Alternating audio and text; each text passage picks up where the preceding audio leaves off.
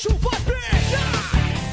Descola um vírus da Zika aí pra mim, mano. Psst, fala baixo. Que foi? Com dengue todo mundo tá acostumado, mas os homens da vigilância sanitária estão pegando pesado por causa da Zika. Tu quer que eles baixem aqui e acabem com o ponto?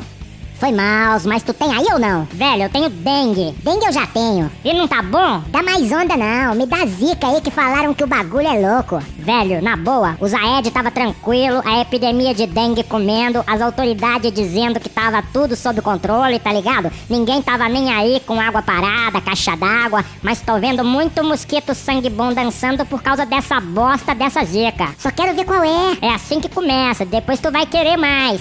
Chikungunya, tu tem chikungunya? Psst, fala baixo. Chikungunya? Aí, pegou Zika semana passada e já quer outro vírus. Tu quer Zika, é? Quero. Não entra nessa, meu irmão, não faz a besteira que eu fiz.